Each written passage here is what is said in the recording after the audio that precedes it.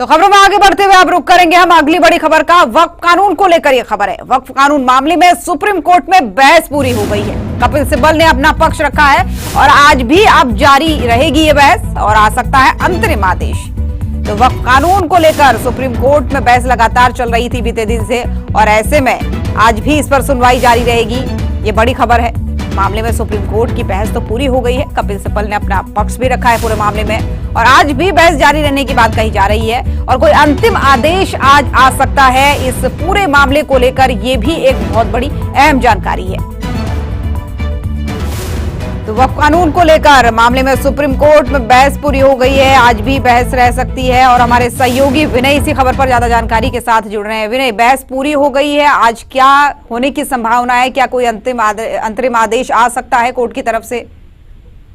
देखिए, दोनों पक्षों की तरफ से दलीलें रखी जानी थी। कल कपिल सिब्बल की तरफ से दलील रखी गई थी जो याचिका इस कानून के खिलाफ लगी है उनके तरफ से कपिल सिब्बल ने दलीलें रखी। आज केंद्र सरकार की तरफ से अपनी जो बातें हैं, दलीलें हैं, तुषार मेहता रख सकते हैं और दोनों पक्षी की दलीलें चूंकि कल पूरी नहीं हुई थी इसलिए आज एक बार फिर से दलीलें रखने का वक्त दिया गया था और ऐसे में आज देखना है कि केंद्र सरकार की तरफ से क्या दलीलें रखी जाती है और जिस अंतरिम आदेश की उम्मीद सब लगाए बैठे हैं, किसी तरह का अंतरिम आदेश सुप्रीम कोर्ट जारी कर सकता है। तो देखना होगा कि क्या अंतरिम आदेश अगर सुप्रीम कोर्ट जारी करता है तो क्या होता है।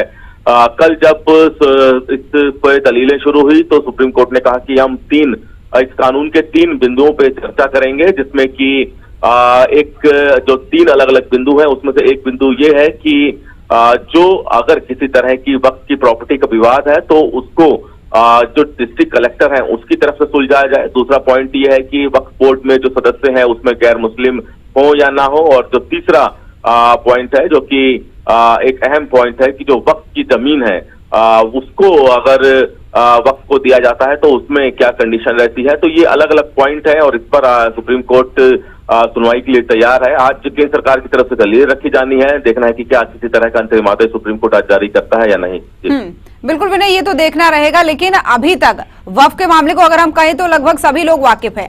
लेकिन ऐसे में आपसे जानना ये चाहेंगे कि वो कौन कौन से बड़े पहलू अभी तक जो कोर्ट में खुलकर सामने आए हैं, क्योंकि इससे पहले जब महीने 2 महीने पहले सुनवाई हुई थी तो उस समय में कुछ सवाल भी केंद्र से भी पूछे गए थे सुप्रीम कोर्ट के द्वारा और तमाम सारे ऐसे सवाल उठाए भी गए थे। तो ऐसे में बड़ी बड़ी चीजें क्या कुछ अभी तक इस पूरे मामले में हुई है?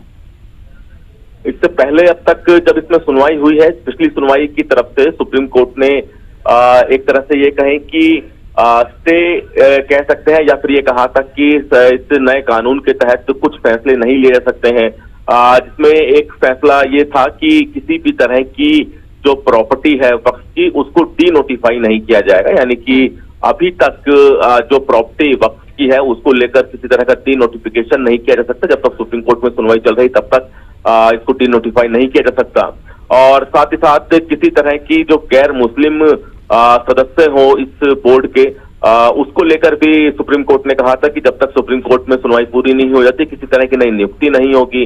तो ये कुछ बातें सुप्रीम कोर्ट की तरफ से अब तक कही जा चुकी है। लेकिन अब जब दलीलें दोनों पक्षों की तरफ से रखी जा रही हैं, आज माना जा रहा है कि तुषार मेहता जो सॉलिसिटर जनरल है वो अपनी बात रख सकते हैं, तो उनकी जो दलीलें हैं उसके सुनने के बाद संभावना है कि सुप्रीम कोर्ट किसी तरह का अंतरिम आदेश जारी करे। ठीक है, और ये भी देखना होगा कि किसी तरीके का अंतरिम आदेश आता है या नहीं। फिलहाल आप बने रहिएगा, आगे भी आपसे तमाम खबरों पर जानकारी लेंगे।